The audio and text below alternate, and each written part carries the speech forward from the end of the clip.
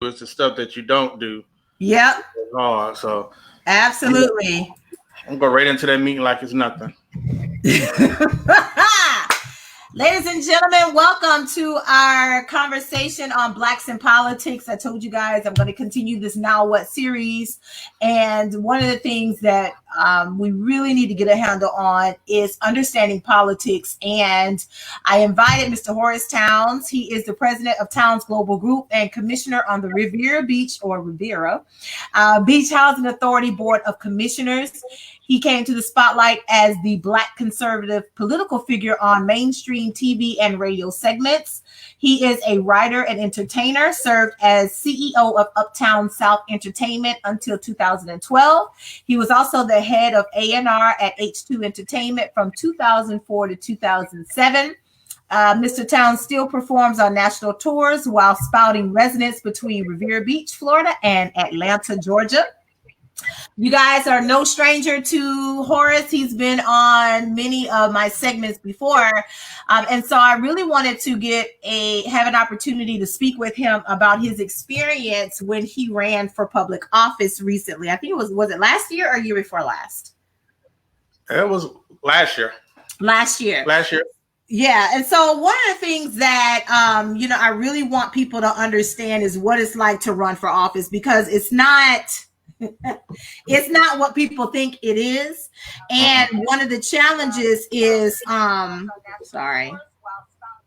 of the challenges is getting people to understand how what it is on the inside, because I think that we talk about politics and we don't like the candidates and all of this kind of stuff, but until you're on the inside and you understand what it is to run for office in so many different ways, it makes it really difficult for people to really kind of dispute, so to speak, and the whole premise of voting and what it is to vote. So I wanted to bring you on and really share your inside experience of what it was like to run for office, because I think that this will lay a good foundation for Black people to understand politics from a totally different perspective.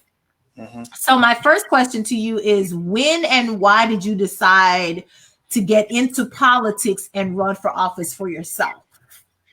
When we were having a conversation, you asked me, and I had to go back and forth because the answer changes somewhat, because when I first got into political office, when I first got involved in my community, it was as a resident. It was as a long-term resident. It was as a homeowner.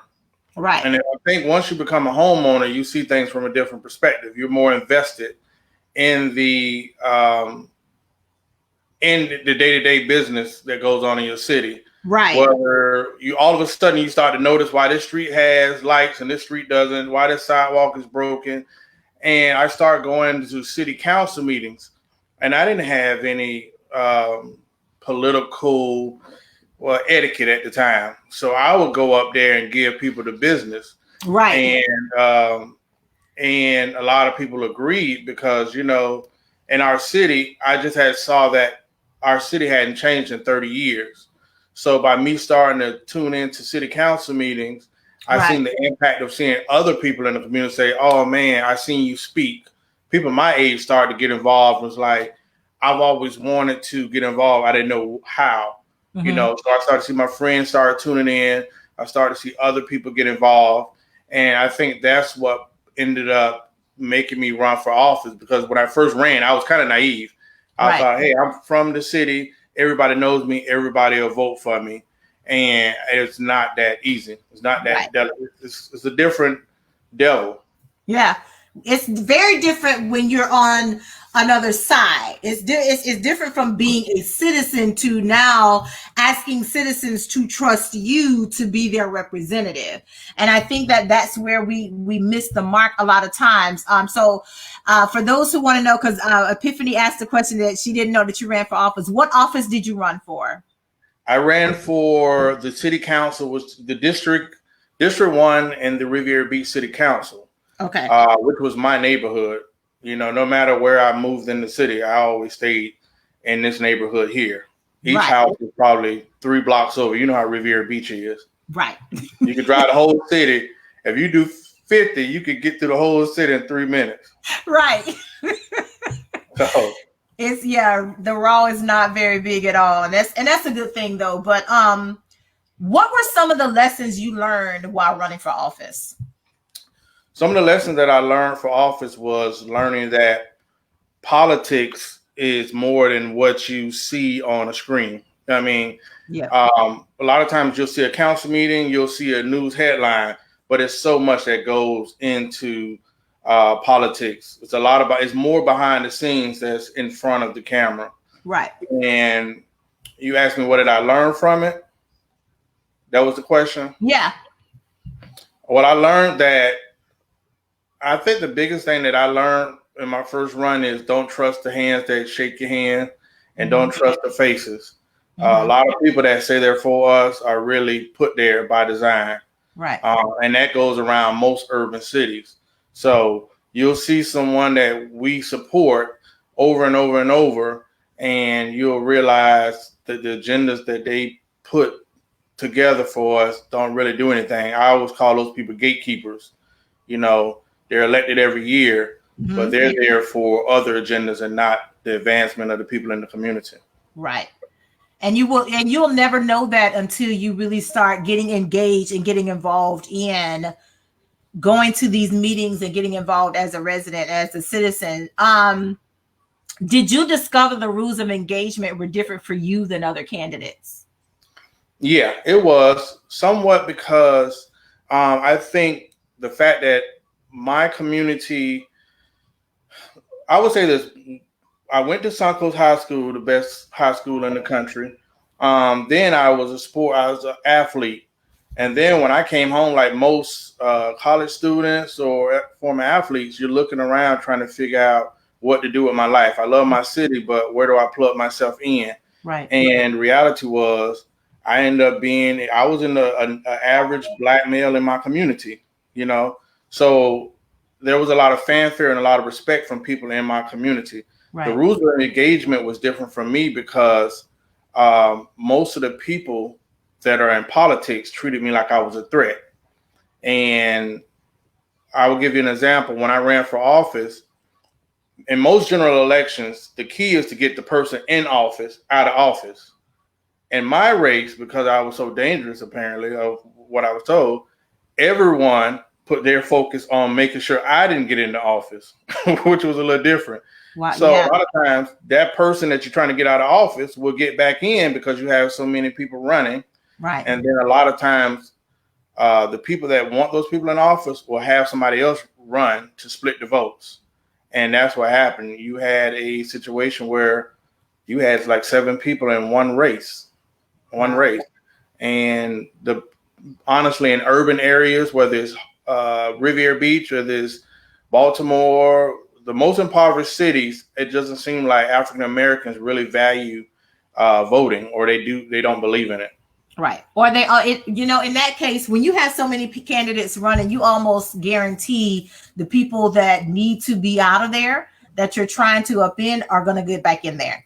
Because it's just so many candidates. And like you said, it's splitting the vote. And this is why this conversation is important, because you need to know how it works on the inside in order to mobilize. And I think that's one of the things we have to understand. I remember watching your podcast with your friends, and your one friend said that he really didn't get into voting and get into it until you ran. And, till, a series of things started happening, and he didn't just automatically decide he was going to vote for you. It made him sit down and research the candidates and look at everybody and really want to know what people were doing. And I think that speaks to so many people, especially in the Black community, of where we are and what we do, that we will absolutely let our voice go muted and unheard by not voting, and end up with people that we don't want, that don't care about our communities, But I think that a lot of that comes from defeat, feeling defeated year and year, time after again. But we can't break the cycle until we start learning about what it's like to be on the inside and understanding how things work, and then educating our entire community so we can properly mobilize. I think that one of the things we're doing is we're all over the place with a lot of different parts, but we need to mobilize and be strategic, and we can't do that until we know what's happening and what's on the inside. So I'd like to ask you, if you had to do it again, what would you do differently? If I had to do it over, I wouldn't be so naive. Like I said, I believe, hey, I'm from this city. Everybody knows me, and I can get out. I think I ran probably 3-4 months before the election, and the people that were in office were horrible. But that's not the factor. The factor is the reach of those people. A lot of times you have people in office that are put in office by other. It could be a company in the area. It could be the police union. Those are the places that you overlook. Mm-hmm. Because when it comes down to it, at the end of the day, you need to make money. It's all about fundraising. You're going to need money for signs. You're going to need money for commercials. You're going to need money for advertisements, papers, mailers, because most people are living their life. Yeah. Most people are living their life. And when I was started to go door to door, the honest thing that surprised me, I did more educating than campaigning, because most people in urban areas, they're just checked out. Mm-hmm. And you'll go there and say, hey, I'm running blah, blah, blah. What you running for? Or what's your platform? And so you'll spend what should be a knock and shake. You might end up spending 30 minutes educating one voter, because in urban areas, the voters are just so miseducated.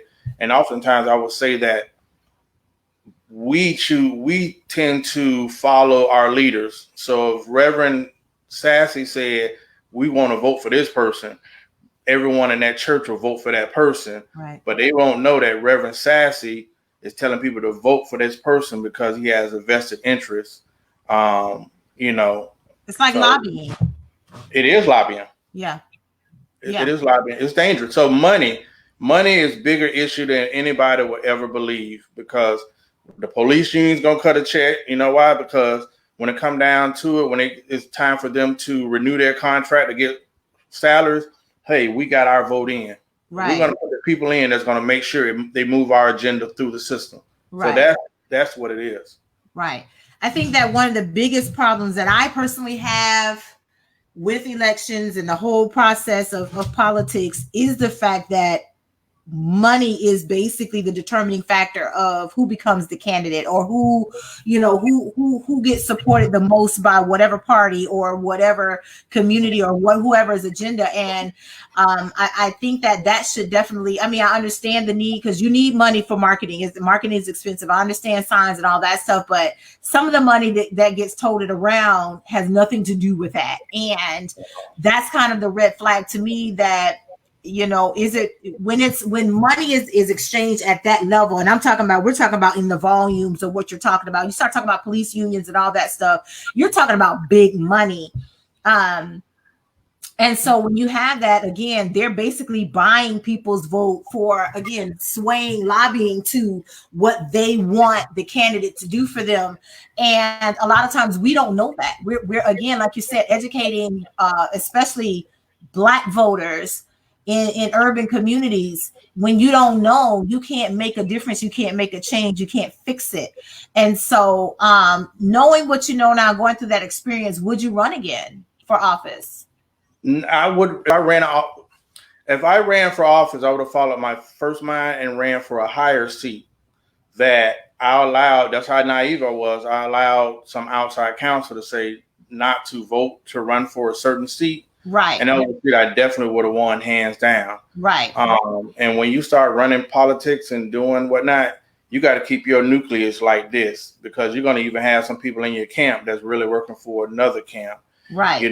So I would not run for office in my home city, because it's not about politics. It's not about, in our city, it's about a whole lot of other stuff. And until that demographic changes, I don't think it's worth my time, And like one of my friends from Boynton, who's an advocate, for Black Votes Matter. Black Votes Matter. Right. He said that my voice is more impactful outside of the seat, and that is true. You know, my hands aren't tied. I can say what I want when I want to, and that's something that I do value. I probably have more power outside of the seat than in the seat. Right. How did the Black community respond to your campaign? It's hard to say because of one reason. I was cocky in the sense that I felt I could win either seat. So there was another. I wanted to always be a man of my word. So there was a person that was running for a street in another district. Met with him, seemed like a great guy. And I believe, like, okay, it's 2 seats here. I'll go run in another seat because I believe that you're beneficial to be in this seat. Right. So I stepped out and left that seat alone to go run into a seat that I thought I wouldn't have any problems in. And then I got 7 other people to join in that race. Right. So in our city, in the past, traditionally, people have trusted the pastors. The pastors have been the community leaders. Oh, yeah. And I think they really abuse the trust of the people. You know, they've been picking the same people over and over and over and over and over. Absolutely. And you look at our city, it hasn't moved a bit. But those pastors have gotten a little more wealthier. Yeah. I think this election was more encouraging because of the mayor. We had a new mayor, awesome mayor. He's different. He fits the blueprint of what a urban city needs. Right. He's going to be a good ambassador. You have the guy in District 5, Doug Lawson. He's doing a lot of community outreach in the community. You have a lady, Shirley, who is in District 3, who has a background in housing. So I think for the first time, you actually have a board of somewhat professionals. In the past, you would look at the council and say, Pastor Tony said to vote for Miss Sammy, and she ain't never worked. You know, she was a cook or no experience teacher. You know what I mean? No experience. But they put her in there because, hey, we got somebody who we tell how to vote, they're gonna vote. Right. So for the first time, I think we got a board of professionals in there, which hasn't happened since the days of Mr. Wilson and Adrian Wilkins' dad, Bill Wilkins, who was city manager. Right. I think that it you hit the nail on the head when it comes to why the Black community responds the way they do when it comes to voting and getting out in your community and understanding politics. I hate to say it like this, but the truth is a big part of urban communities is ignorance. And I say this, people hear me say this all the time. If you can keep people ignorant, you can control them. And when it comes to voting and politics, the Black community, urban communities are very ignorant. We don't know. And when you don't know, you cannot make change. And so I think sometimes when you have somebody like yourself who will come in and have no issue educating voters, you become a threat, and they don't want you because now you threaten everything that they're about, which is keep the people ignorant so we can control what we want to control, so we can have things the way we want.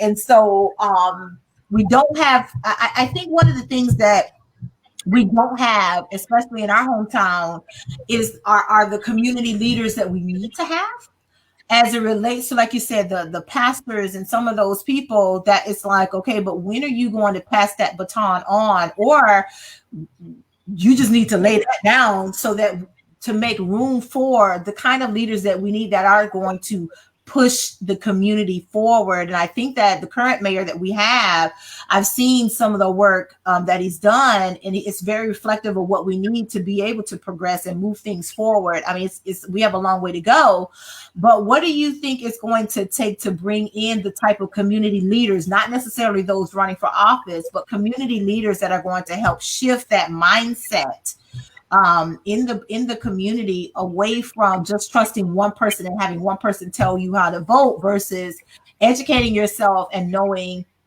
what the candidates are about and going to the polls based off of that information and not somebody telling you how to vote? What do you think is going to take to shift that? What it's going to take is getting over that hump. And why I say that, I'll give you an example.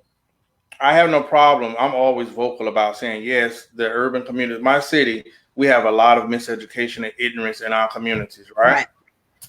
One of the big issues last year was people yelling gentrification. They're trying to gentrify our city. The fact is the city's already gentrified. It's been that way. Probably 68% rental property. Most of the homeowners are from New York or Canada, who own these homes.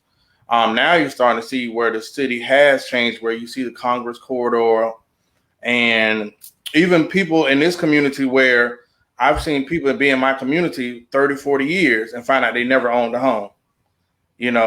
So I used to always stress, hey, home ownership is key because people can't put you out what you own. Absolutely. And so I think one issue is going to change, not in the way that we want to, because the demographic is changing. If you look at military, the demographic change. If you look at Congress, the demographic has changed. Even in the areas that they said were horrific, like Monroe Heights and SF, I can go out now in my neighborhood, and I actually had a guy when I was on property walk by. I was like, "Hey, how long you been here?" I'm like, "What do you mean?" He's like, "Oh, I stay around the corner."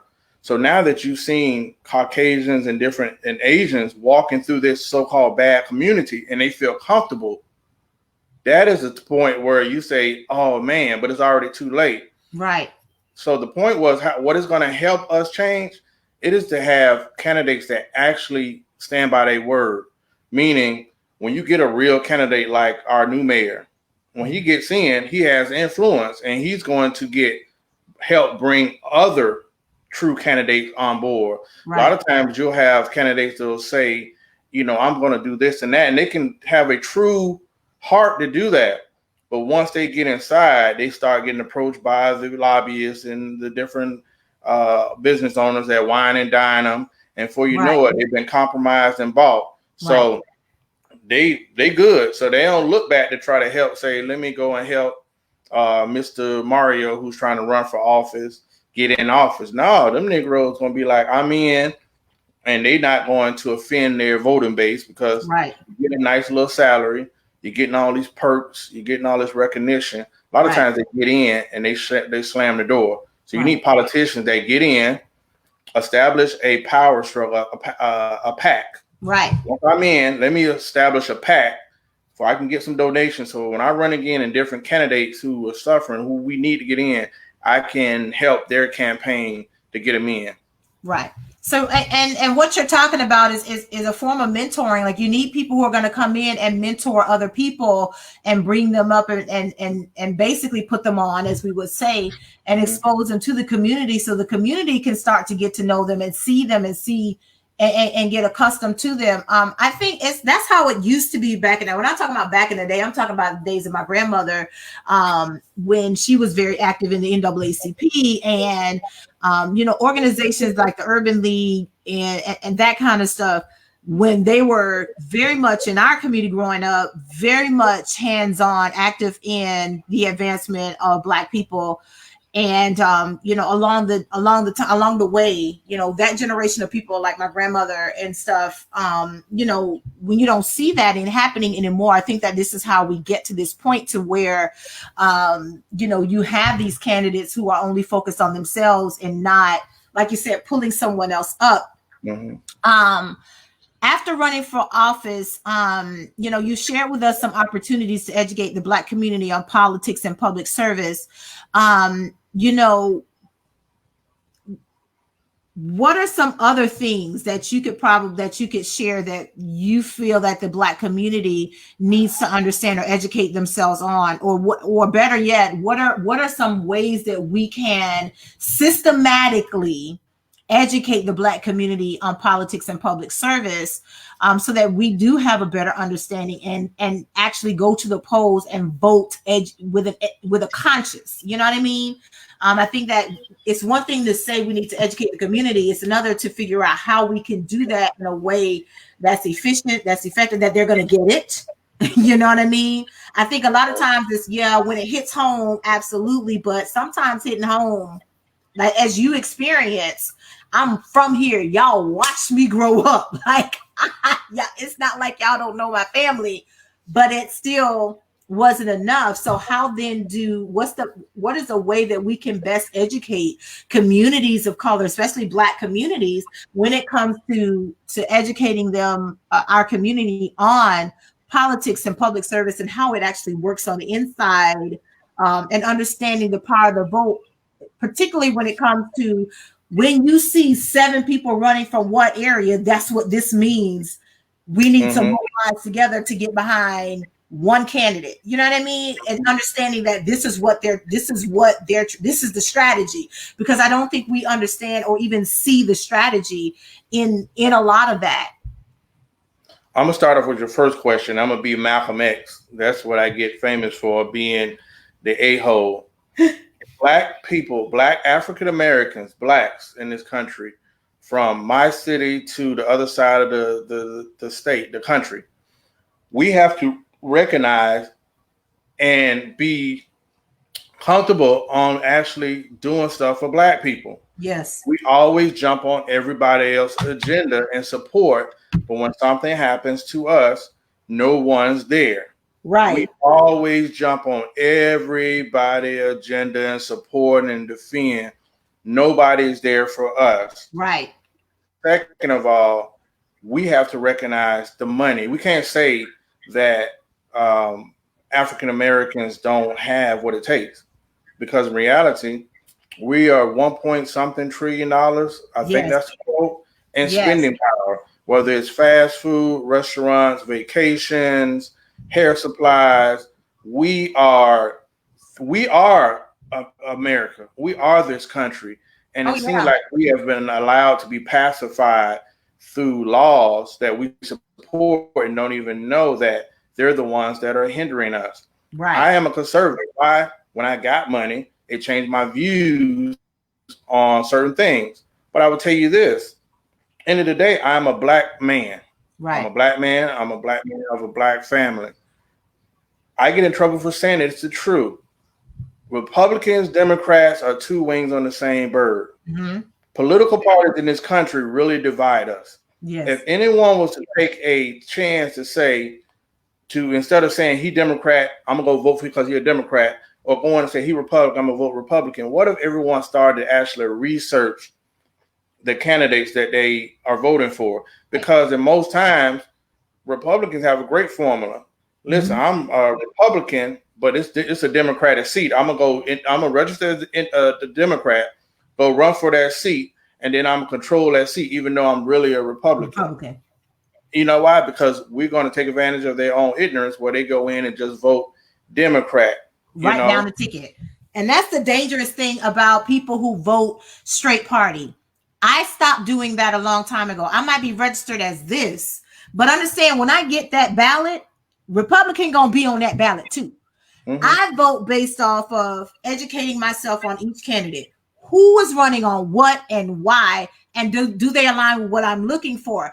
That is how democracy works. But we don't. I think this is what I'm talking about, educating people on how to vote and how it works. Don't just vote a straight party ticket. You need to vote based off of what, like Candy's saying, who's going to benefit you?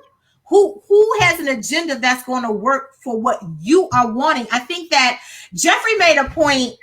I don't remember when, but he was talking about how on Twitter. He was talking on Twitter about the power of LGBTQIA. I hope I got all them letters right. I say it all the time. The alphabet. But he was talking about the power of their money and how they mobilize together as a community to find the candidates that support what they want. It's like, again, it's lobbying. Black people need to understand that your vote, how to lobby our votes. And a lot of it boils down to, you need to know how to research candidates and understand, like you said, I might be a true Republican, but I'm running in a Democratic seat. And so I don't think we get wrapped up in a lot of political language that we don't really even understand. It boils down to what they running on and what has their record been. Because I don't care what you're running on right now. What has your record told me about you as a candidate? Because your record is going to tell me what you're going to really do. You can say all day long that fat meat is not greasy. But if I go and look at the record of fat meat and see that it's nothing but grease. Let me give you an example. And I spoke about it. Hats off to the LGBT and alphabet people. I'll just say that. Because they took our blueprint and ran with it. America is about money. It's a monopoly board. What they did was they organized, mobilized, got that money together. Yeah. And that's what politicians and power bases recognize. They respond. Okay, listen. So now you can say, and it's bad because 60 years later, we're still fighting for certain civil rights for African Americans, and they have come in hot rate over us. So you can say the N-word and just say, hey, I'm sorry to say that.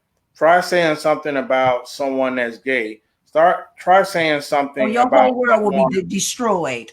Say something about someone Jewish that's offensive. You know why? Because they have economic power. Yeah. In America, we don't spend our money in the right places. And that's why I say with African Americans, like Killer Mike said, establish for once in our life, be a power base. For once, be a power base. Last election, I got on, I think it wasn't AM Joy, but I was speaking about people are saying, oh, the black people need to turn on and vote. People need to turn on and vote. Black people always show up in the 80 to 90% percentile. The person who's decided the last 3 elections have been white, Caucasian, female voters, right? And I'm saying this to everyone.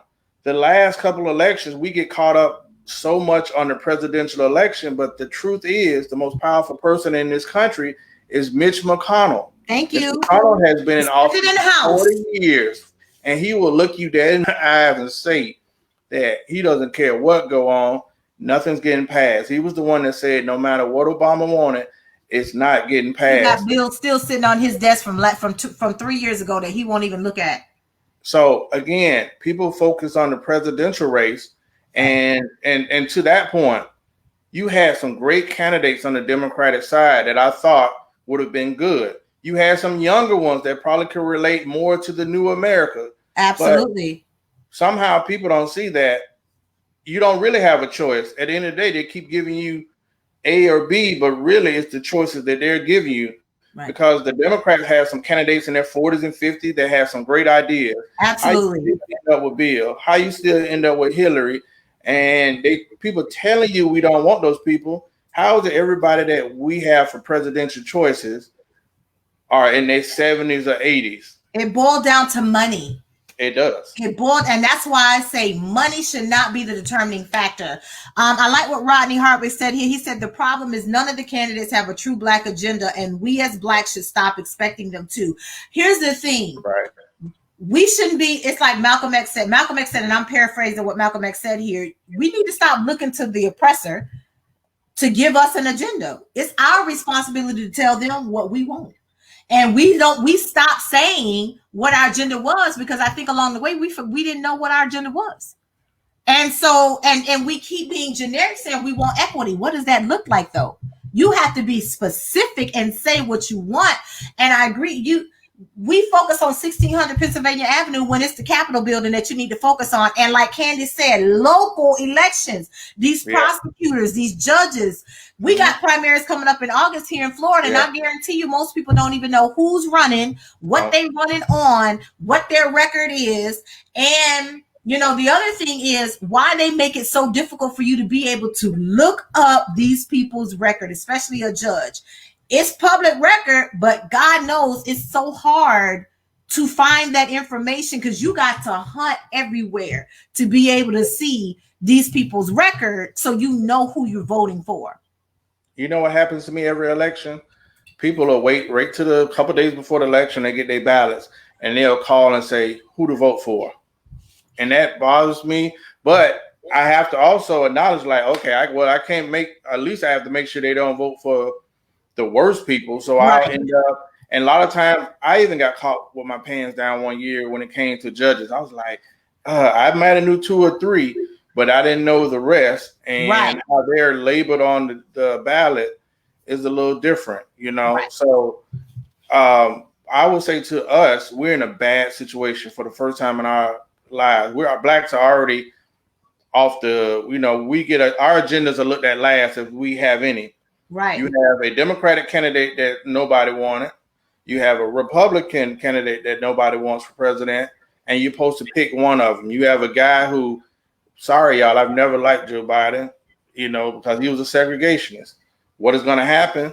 Right before the election, they're going to leak all these tapes saying where he said, hey, the N-word. He didn't want his kids going to the jungle. Nobody care about segregation but the N-words, Right. So they're going to wait till that time, and then people emotionally are going to be just like the people that's on the fence are already going to be like, you know what, I'm just not even voting. And then you have Kanye pulling his stunt where Kanye, if he was to actually be serious, he would take away some of the votes from Biden. Split the vote, and Trump will be right back in there. That's what happened. That's what happened 4 years ago when that Green Party chick was up in there. She split the vote, and that's how he got in there. Yeah, and that's what's going to happen. I think you can almost reassure that Trump is back in office for another 4 years. Mm-hmm. But it's on us because we need to, for once, stop trying to, I'm a Democrat and Republican. We need to mobilize locally, even if it's locally starting to practice group economics and build a community to supporting some of these candidates that get little to no, support. Like Meek, the guy Wayne Meeson from Miami. Yes, he wanted to run for president. He didn't get much support. He is the mayor of Miramar. But you have people around the country that don't even get a chance to debate that you never hear of. Yeah, that some great ideas. Will actually do some great things, but no, we don't recognize that. Again, we have to understand money. The whole thing about politics is power dynamics, and you have to understand power dynamics and money. It's all about it's those two things right there. One of the things that you and I talked about offline, and I was saying that we as a community don't understand is political dynasties. Mm-hmm.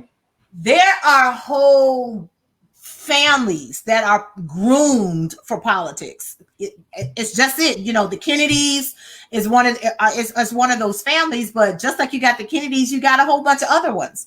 And so one of the things that we need to understand as a community are political dynasties and how this thing works. And again, if we understand that, we can also understand why we can't wait 3 to 6 months before an election to say we don't like the candidate and we want XYZ. No. Like right now is the time to be mobilizing for 4 years from now, because right now it's too late for November. We need to be mobilizing for 4 years from now and really start understanding like who we want to put forth and start putting pressure, just like people out there protesting to put pressure on police reform and police brutality and all of this change. We have to do the same thing and apply pressure, but it's a different kind of pressure. And like we said earlier with LGBTQIA, like you said, the alphabet people, they understand how to leverage their money. As Black people, we don't leverage our vote, our voice, and our money. And our vote and our money is our voice when it comes to politics and having a place in this country to have somebody to support our agenda. We have to be able to get on the inside and have people who are going to mentor other people that are going to, like you said, use their money to pull other candidates and other people up, and then educate our community on how this stuff works. So I want to talk about, go ahead. I want to give you an example before we get to that question. Remember the young lady broke into the apartment and killed the Haitian young man, and then the judge was, in the courtroom hugging the officer and whatnot? Yes, okay. Absolutely. So she was supported by the police union in Dallas, absolutely. Big city. So they supported her. She a sister, but when she in that position, she was more worried about not getting that voting base and those checks that's going to come because election time was coming. Of course, we all do that. Well, second of all, let me tell you how green I was. When you run for office, you go to screening. So you have these different companies, you have these business packs, and then you have the police union. Now, this is what I want people to pay attention to. with all this incidents that we had in our city, I went into the police union board and was talking more about accountability. I was talking about some good stuff. Hey, body cams. I was saying they researched where I had came up with an idea. What I asked some legislator, I believe that if an officer was involved in a shooting, that he didn't get any pay, because oftentimes they'll do the shooting and they're off for a month, 2 months, sometimes 6 months on paid leave. So it's almost like a vacation. That came up, when they asked me about it, I didn't shy away from it. But you have other candidates that'll go in and say everything the police union wants to hear. They'll get the endorsement. And so when the paper adds up, you'll see, people that read the paper say, oh, the police endorsed this person. That's the person you should run away from. Yep. If you're talking about you have a problem with, violence in your community and officers and you need police reform, no, you do not want the one that the police union wants. You want the person they didn't pick. You have to understand that the police union is a PAC. They are there's a lobbyist group, and they're looking for, who's going to put forth their agenda. So that's why, you got to look at who is, when you start looking at a bunch of endorsements, who's endorsing the candidate, you got to figure that why are they endorsing it? They're endorsing the candidate because they fully expect this person to support them and what their agenda is. So that's what I'm saying. As a community, we have an agenda that we want. Even if we did have one, let me say it like this. I don't know if we really understand what it means to have an agenda. And if we do, we're not in a position to communicate that effectively and get up in there, because again, we're not leveraging ourselves. And I agree with what Demario says here. We don't have black run voter information centers or groups, and there absolutely should be a place to get information at all times to point us in the right direction of candidates with Black agendas. We know the problem, we need solutions, and that's what we need. Even if we say, okay, as a community of Black people, we agree that police brutality, we know exactly what that is. But what about the rest of our agendas? Like, we need more than just that, because we need something when it comes to business. Because right now, they're coming at the small black owned specifically, but minority owned small businesses that got that EIDL money, that PPP, they're coming for these people. And it's like, okay, but what about all the other ones that got that money? So, you got to have an agenda beyond justice. I think 8 can't wait, and police brutality is important, but we got so many other things like the school to prison pipeline. We have so many other things on our agenda. Like, we really need a full on, and again, applying pressure to say, this is our agenda. We're not letting up until we get what we want. Like you said, it's ridiculous that all these years later, we still fighting for the same stuff and we ain't got nowhere. I'm trying to think of the name of the group. I'm going to show you what agendas look like. I know you had Black Votes Matter, and I can't think. March for Our Lives has one. It's an organization that Chuck Ridley out of Delray has. Oftentimes these groups, and that's a good group, but a lot of times you'll have someone, say me, Mario, and Rodney want to get together and start a political group that try to change our community. Oftentimes, you know how hard it is. A lot of people just end up giving up, because it's like you're trying to help the people that you're trying to help give you the biggest hurdles and adversity, not adversity, but they give you the biggest issues, and a lot of people start off and then they give up. Second, I would say about agendas. 10 years ago, you recall this, when we were talking about, and that's probably how I came to 10 years ago, we had the talk about reparations, right? Mm-hmm. Whether people want to hear it or not, Obama did not even entertain the conversation. He did not entertain it. But to get to my point, I didn't believe that we needed reparations in the form of money. The people who deserve the reparations are dead. But I did believe, and I did propose, that no African American should be paying taxes anymore. I believe that there should be free college for every African American. And I believe that every African American should have a housing voucher. I don't know about single or married, but I believe that was equality. I believe that was a way to make everything square. That's still a way to receive a monetary reparation without getting a check. because that has what you propose has long-standing reaches Right. and getting a one-time check. Because a one-time check of $300,000 ain't going nowhere. But guess what? If I don't have to pay taxes, if I don't have to, if I get a housing voucher, if I don't have to pay for college, do you know how far you can get ahead?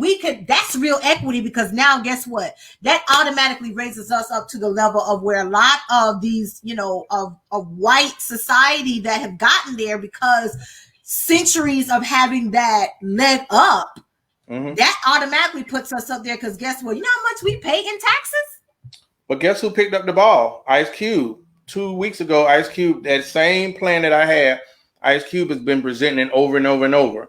The issue that I have is Twitter feed. I saw something, I didn't get to read it, but he started a whole document that I saw, that he started a document that he's working on a Black agenda, because it's like, y'all looking for other people to give you a Black agenda for your own community is stupid, because you don't know what else might be embedded in there that don't really is not for you, that will absolutely negate everything that you say you want, that they'll give you when it's really not. So I think we got to stop trusting other people to have an agenda for us, and we need to have one. And again, I think a lot of it has to do with us having our own dynasties, political dynasties, and putting forward our own, and by that I mean putting forward our own candidates, people we can back. And that doesn't necessarily mean that they look like us, because even Huey P. Newton recognized the need for white allies. I'm gonna give you an example of that.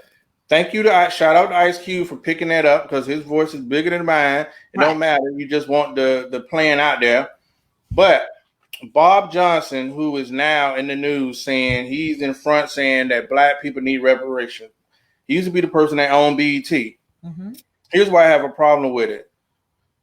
If this is I want to say it's a war against African Americans, but we don't control anything from banks to communication. BET. First of all, you said Bob Johnson. I already know, because he's a sellout. So I'm sorry. Right. So BET, Black Entertainment Television, is owned by Viacom. Not owned by Black people. Therefore, that's why you look like that's why we see nonsense on BET. So he sold it. Listen, it's owned by Viacom, so that's why you see Baby Boy and see nothing. At least at one time back in the days, you had local news, you had different Black. Yeah, we're the only people that don't have our own outlets. But when he wanted to sell, there were a group, multiple, because I know one of my uncles was involved in a buying group. They wanted to buy BET for him to keep it in Black control. They gave him ridiculous. I think at the time it was like $600-something million to buy that network. Magic Johnson, Bill Cosby, all of those people wanted to buy BET from him. That brother sold it to Viacom for $50 additional million, I believe, at the time. So don't talk about Black issues when you were Black back then. So now, other than Byron Allen owning the weather station, and they trying to get him out there. What do we own? Because at the end of the day, the media, we're the stars of the local paper. We're the stars of the local news, the world news. Because they control the narrative. We can't. That's my point. People don't see it. When do we tell our own stories? We don't even have anything that can empower our kids, because we don't own nothing. Well, right now, this is why, I think this is where the power of social media and online is working. Roland Martin owns his content, and he feels the exact same way. He's actually been working on a way to be able for Black creators, Black journalists to own their own content and put forth our media for us and do it in a different way. And right now, all you have is Roland Martin doing something like that, even though he just signed with iHeartRadio, but guess who still gets to own the rights to all of his content? Roland Martin. So there's a way to do it without selling out and still being able to have that conversation. Hey, Juan. And I think that's the challenge that we have in trying to educate our community and trying to really get out there and understand. But I think what we're having is the challenge is struggling to change people's mindsets, because that's what we're fighting. We're fighting this up here and trying to shift Black voters and the Black community away. It's like trying to tell Black folks to stop shopping at Gucci and Michael Kors and all of this kind of stuff that don't make no sense. These folks are not for you, but you still keep going back there. It's like he said, Stockholm syndrome. It ain't no good for you, but you just keep going. It's like trying to get out of a toxic relationship, and that's the Black community trying to get away and pull away from a toxic relationship with America. The Black people at one time were the producers in this country. Yes. We owned the farms, right? Yep. I tell you, it's sad to say that the time where we were the most impactful and most educated was right after slavery. Right? Reconstruction. We had the most doctors, lawyers, all of that stuff, right? And to add to that, we were building communities. And to add to that, after slavery, we had been doing all the work. So when it came down to actually doing work, now the Caucasian males who own the plantation, they can't get any work because they don't have any skills. So that's when they start creating unions. Mm-hmm. If you look at the farmers got the Black farmers got ran out of farming. Because, especially tenant farm, when tenant farming stopped.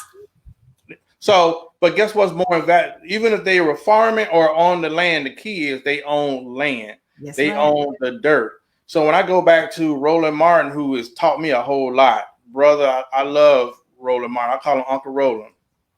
To Tyler, even with the Black Super Friends, with my brothers, we own that. Mm-hmm. The key is with Black people, we have to own. You need to own.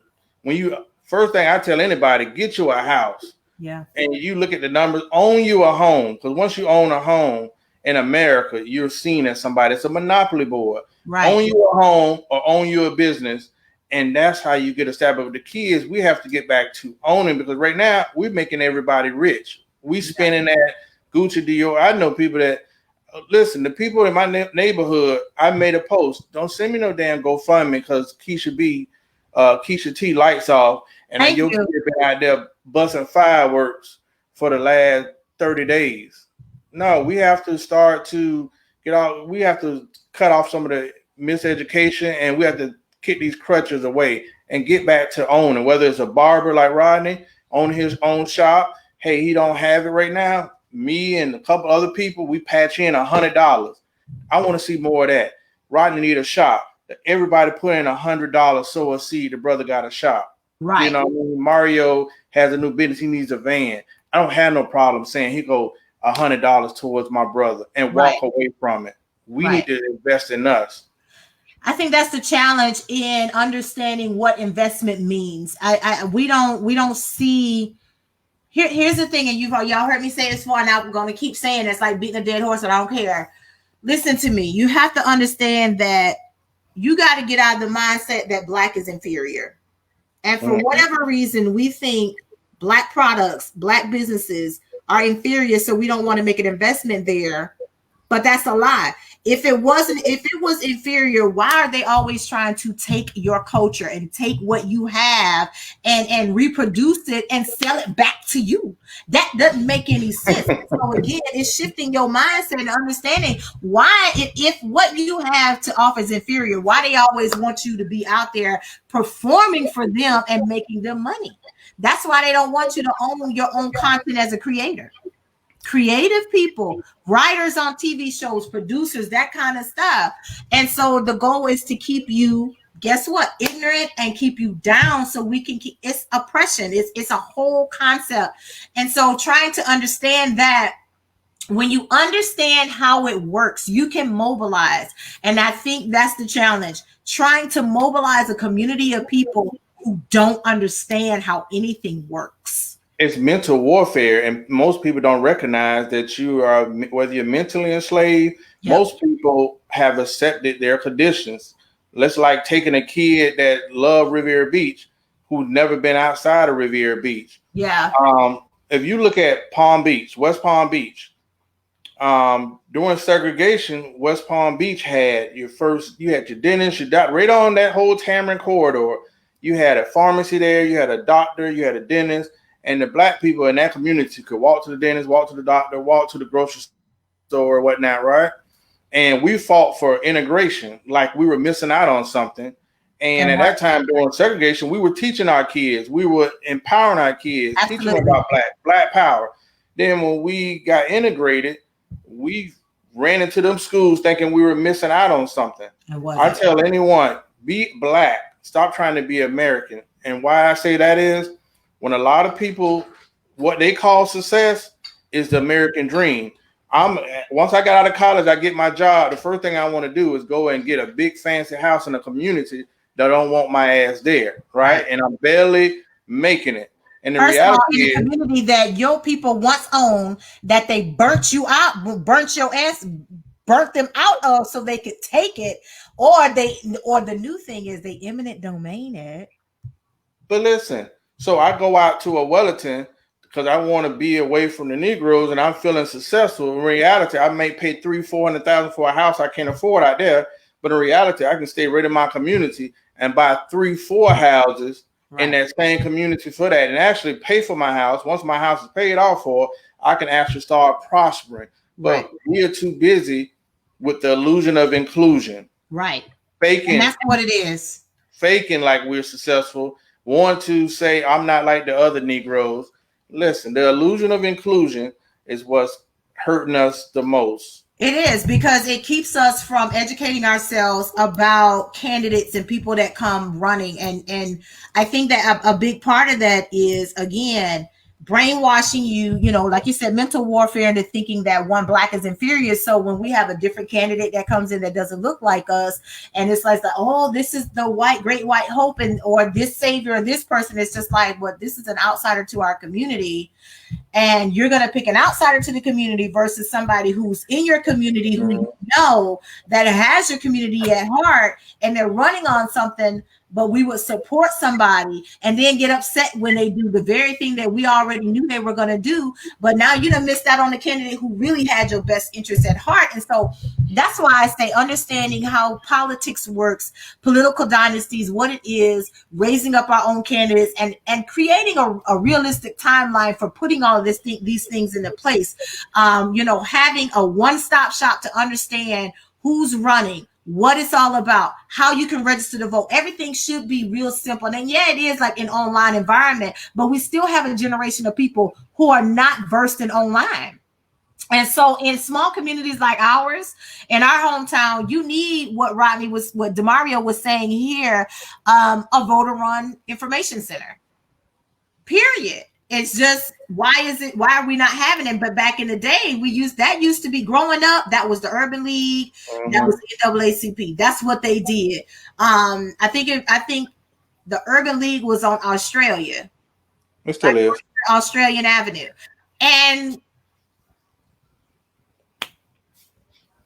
you don't have initiatives and agendas anymore. And that's sad that you don't have that one-stop shop place where you can go get information. And when I say get information, pointing you in the right direction of the candidate, that means if we got a judge on the ballot, what is this judge's record? We shouldn't have to go hunting for it and make it difficult. It's at that center. And I know I can go to this center on Australian Avenue and I can get information about any candidate that I want. And they're not going to tell me how to vote, but they're going to give me the information I need to make an informed decision when I go to the poll. You don't have that. And that's the struggle. And I think that's also why people don't turn out to the polls, because it's cumbersome.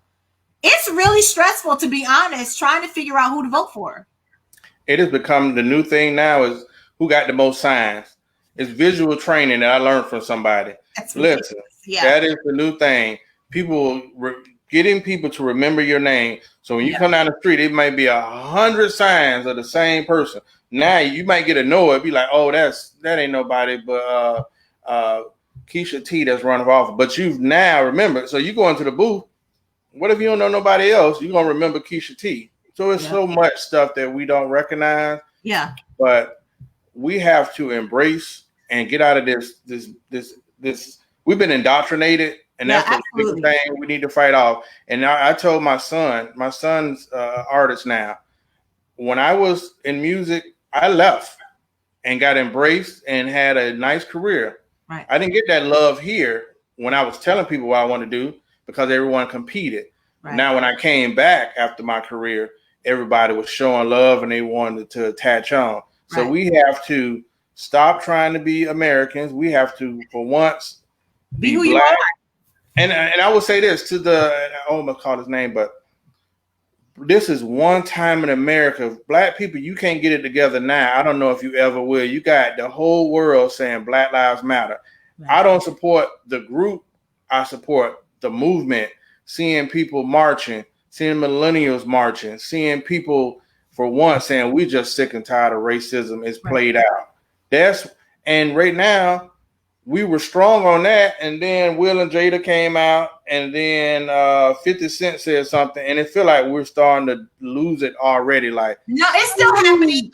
The problem is, and this is why we need to control the narrative, mainstream media isn't covering it like they were before, because there are still, because I see, you know, if you don't follow AP, Reuters, any of those outlets, you're not going to see that it's still happening, because they're still protesting in Miami. They're still and they're still, the police are still trying to break up, because they don't want you peacefully protesting. They don't want you to do it. So they're still violently attacking protesters. So it's still happening. But I agree that we can't lose focus. I agree. We have momentum right now. That's why I feel like these conversations are necessary, because this is the time to mobilize. We're mobilizing in so many ways, but we need to be strategic and come up with a way, have conversation, know what you're mobilizing about. Put your agenda together and start working on how we move forward. And again, you know, create our own dynasty. So come up, like, now is the time to be looking at who do we want to raise up as the next governor in Florida, or who do we want to be our next state representatives? Who do we want for our next House seats? All of these things we need to be looking at now, so that we can start working on that when the time comes. And again, collectively, when it comes to money, create our own super PAC, not just a PAC. We need to be a super PAC, because the alphabet people, as you call them, the LGBTQIA, they are a super PAC. That's how much money they have, and that's how they get their voice heard and their agenda and their needs met. And we've got to get to that point where we understand that and start mobilizing in the right way. We need to have lit events that's going to attract the youth, and we can give information while they're there. People don't show up because these types of events be born to the youth. We have to put ourselves on their level to be able to reach them. I agree. I think the biggest turnouts we had years ago was Rock the Vote. Rock the Vote got so many young people registered and actively engaged with the whole political process. Prior to that, you couldn't get no young people out, but Rock the Vote was it. Now they're trying to do it, of course, virtually, because, you know, COVID and everything. But Rock the Vote was a big hit, and I'm like, once you hit it, you just need to keep evolving. The problem is, as Black people, we don't evolve very well when it comes to. But I was going to say that kind of exposes our problem. Still, again, we're looking for leaders or people to we have to do everything as a group. Puff Daddy was one of the big persons that led Rock the Vote, right? And now everyone's saying got to get Trump out.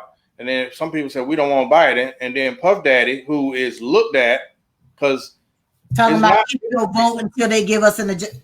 Listen, these kids right now, I always tell certain rappers, these kids listen to rappers. If these rappers say tomorrow we're going to boycott Burger King, them kids actually listen to the rappers. So when you see Puff Daddy come out and say we holding the vote hostage, so certain kind of that shows the fact that people are like, yeah, we holding the vote hostage, we not voting. So it shows the power that this man has, and that can be irresponsible at times. Very irresponsible. That's why I appreciate the Killer Mikes and, you know, others out there who are like Ice Cube. Cube is saying you need to vote, but we need. It don't mean that.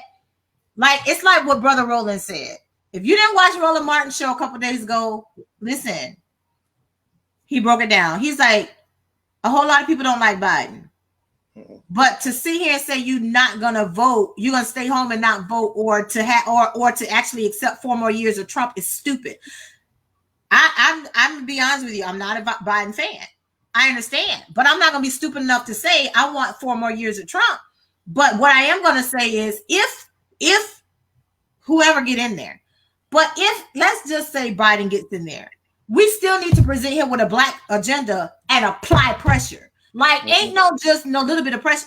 You have to consistently apply pressure, just like you are out there about George Floyd and protesting police brutality. Like, you got to apply pressure. And that's what Cube is saying. That's what, Roland Martin was saying. It's applying pressure and consistently applying pressure. And that's what we've got to do, regardless of who get in there. Because I can tell you right now, Trump get back in there, you can have an agenda all you want. He ain't listening to LGBTQIA. He ain't listening to black people. He's not listening to Jewish people. He ain't listening to nobody. This is the beautiful thing about it. 1% money, which a whole lot of us ain't. Here's the beautiful thing that people seem to forget. We highlighted already. F the presidency. You need to focus on Congress. Mitch McConnell just stole an election last week from which is unheard of. He had, instead of having 100 voting booths, that brother shut it down to 4. Yes, he did. For miles and miles. Yes, he did. I don't know how he got away with that. But second of all, that was in the primary. Yep. For years we allowed presidents to say what they couldn't do because the president don't have much power. A lot of times, a lot of us got upset with Obama because we thought in our mind we were going to be running red lights. We were going to get reparations. We were going to do all that stuff. But here's the key. Mitch McConnell said Obama won't get nothing passed. You know why? Because this Democratic president has a Republican Congress. That's right. He had to veto everything. So you see Trump now. Trump walks it like he talks it. Right or wrong, he's exposed the fact that presidents have a lot more power than they believe, because he just does what he wants. And until this month, the Republican Congress backed him because, hey, he's our lapdog. We say vote this in, he just signing stuff. And the scary part is Mike Pence. I would leave this country if Pence was to somehow get in office. That is the most racist person you guys could ever believe. If he was to get in office, I wouldn't be surprised if he tried to repeal the Civil Rights Act. An example of people not knowing. Well, that's why they haven't voted. People don't even understand that they have to vote for the Civil Rights Act. They have to keep voting for that. That's just like with Roe v. Wade. They have to keep voting for these things. It's not permanent. And that's what black people, you have to know, it's not 1600 Pennsylvania Avenue. Yes, that's important, but it's those people that sit in the Capitol building, and a lot of them that's been there for 60 years. Why in the world Mitch McConnell been there that long when he ain't done nothing for his state of Kentucky? I don't know. But them people put him in there, and he has done nothing for them. And it's like they just continue to vote for the same person that's not doing anything for them. It's like you just throwing your vote away. Why? It's like that Lindsey Graham. You can keep running them off, but these people need term limits. And if they're not going to give themselves term limits. But guess what? You as a voter can give them term limits. 2-4 years, Robert's Rules of Order. I don't care how good you've been. You need to get somebody else because we're not putting you back up in there. Oh, listen. It's not rocket science. I will say this. Biden, Mr. Segregationist, I'm not a fan of his, has one easy choice. The people are saying they want to have an African-American VP. I already know he's not going to do it. And that is going to be just like shooting yourself in the foot. Yep, But this VP race, that's what at this point, I'm just saying, make the difference. Just look to Congress and look to your local races, look to your governor races, and to Rodney's point, you start now. Like as soon as DeSantis won, if you guys wanted somebody, that's when you start fundraising. Not last year, not 2 years. You start getting this person out there, because people forget this. South Florida is a mixture. Yeah. But the reality is Florida is a Republican state. From I-10 to Jacksonville to Central Florida to Tampa, it is Republican. All that red. You need to get all through this state. You need to get all through this country. That's right. Rodney has some amazing points. Yeah. But I love this whole point about inviting young popular artists to your city to perform under the condition that they speak on voting. And that's what Rock the Vote was. That's literally what Rock the Vote was. Like it was a concert, but every single artist had to talk about voting and encourage voting and registering to vote.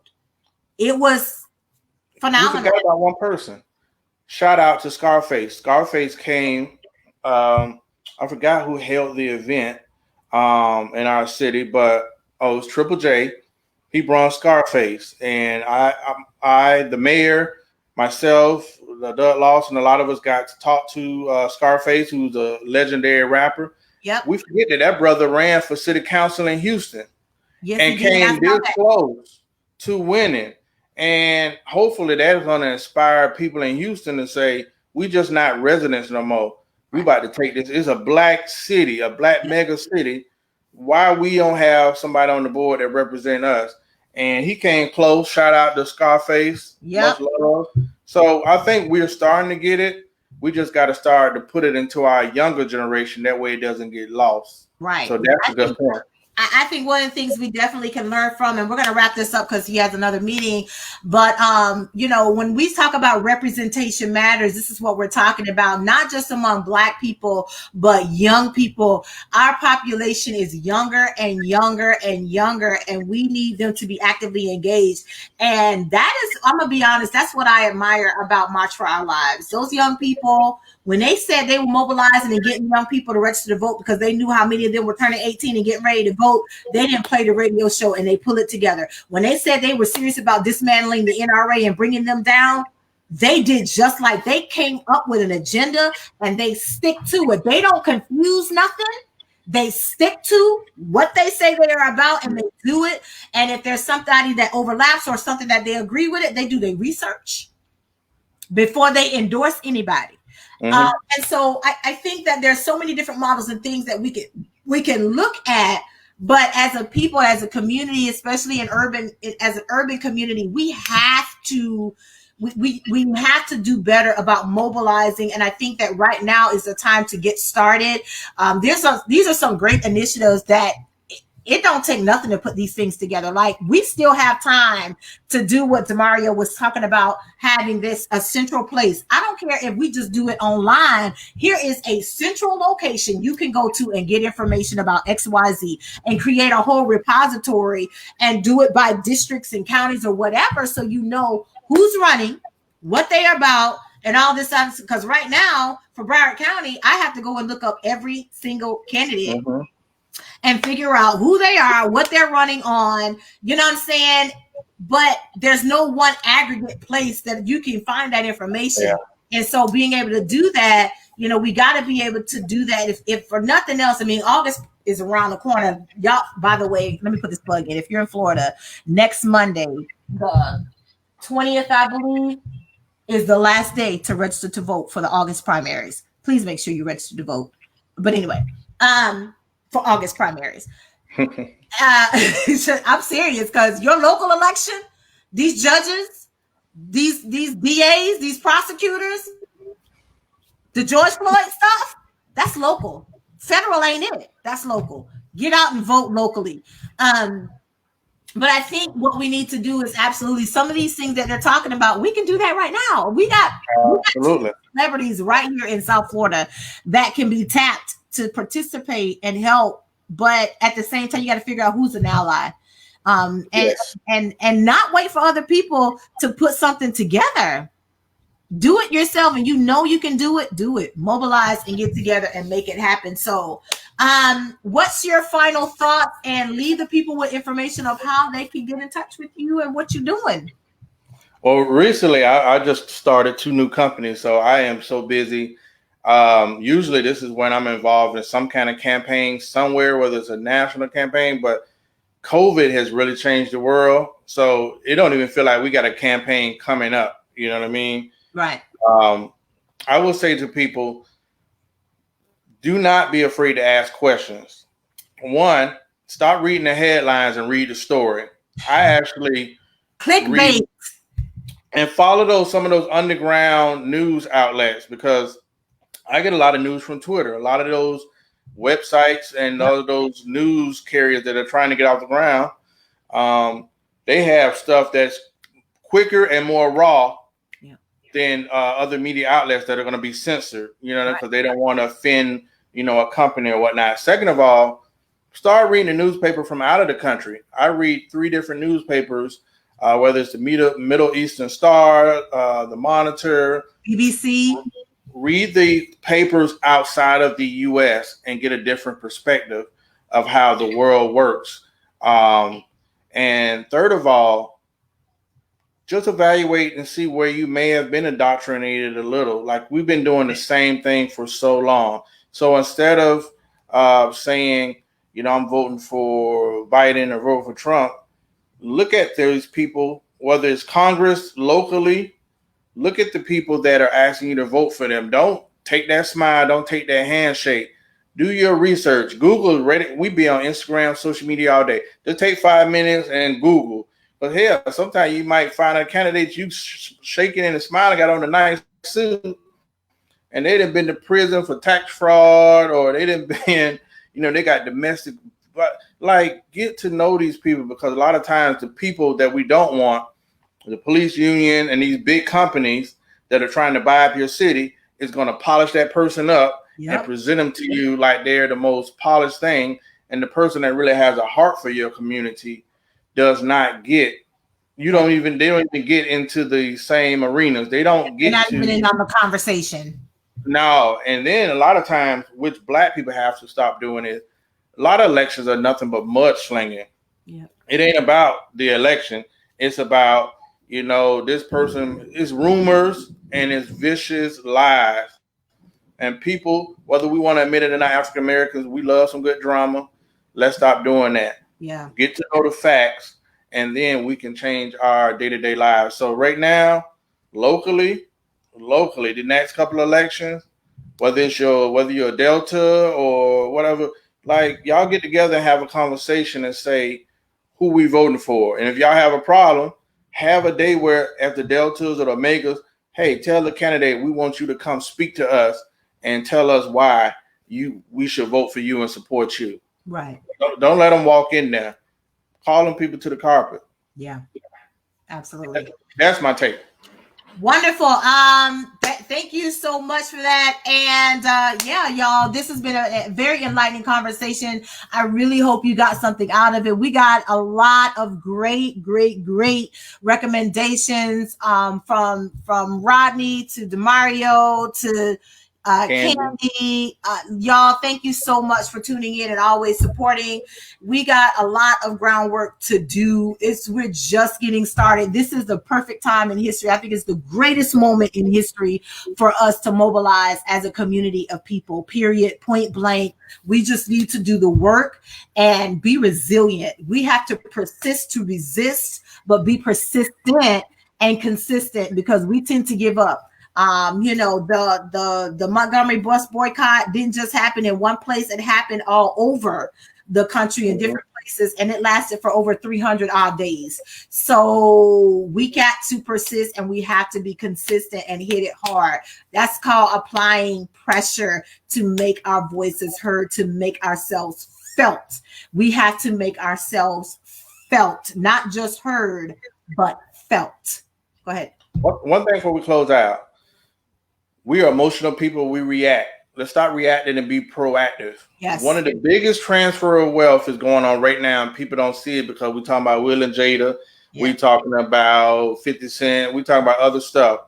Right now, if you look at the stock market for the last couple months have been the best time to actually get in. Some people have just made a fortune. Yeah. If you got 401k, you need to be looking at it, because Listen, so the stock market, there's opportunities in the midst of this chaos right now.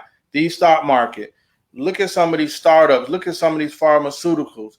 Get your ass out there and take, whether it's 500, take that little chump change you're going to spend and invest it in your future. The day that you plant the seed is not the day that you eat the fruit. Second of all, the next 3 months, however, is going to be crucial. Yeah. Because once they let go of the forbearances and let go of these evictions clauses that they have, a lot of people are going to be battling evictions, and a lot of people are going to be looking at foreclosures. Yeah. If you really, damn what people tell you, get pre-qualified for a mortgage right now, or get you a loan, a signature loan, because in the next month or two, I know September, October, November, they're going to be houses that's actually going to be for prices that you can afford. I'm talking about 60, 80, 100,000, not balloon. Housing crisis is hit. A housing crisis is coming.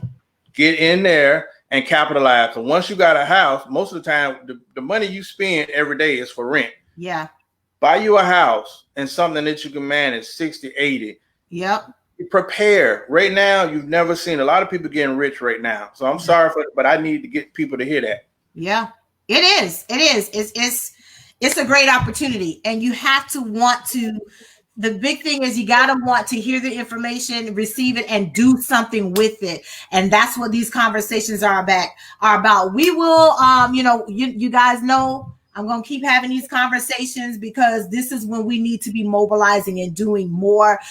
So I'm definitely interested in having some more conversation around some of these recommendations that Demario gave, that Rodney gave, because we need to start mobilizing, but we need to be strategic about it and be smart and start working on how we're going to do what we're going to do and move forward. Not just because like I said, November, okay, it is what it is, but what's our agenda? How are we moving forward? And start locally and start moving and looking at what we can do, boots on the ground to make things happen and leverage who we know and how we can get our voices out there. We have to apply pressure, but we got to be smart about how we apply pressure. We got to be heard, but also felt. So thank you guys so much for tuning in. Jeffrey, we love you. I know you had to work. It's all good. You'll catch the next one, and I know you'll catch the replay. So you guys have a fantastic night. We're going to let Mr. Towns go because he has another meeting. But we thank you all for being flexible and joining us at an earlier time. And we'll see y'all at the next town hall tomorrow night. The crew is back. Our mid-season break is over. And we are not going to Will and Jada, y'all, because I'm Will and Jada to death. So we're going to talk about something different tomorrow night at the Dating Town Hall. Tomorrow night, 7 o'clock p.m. right back here. See y'all next time.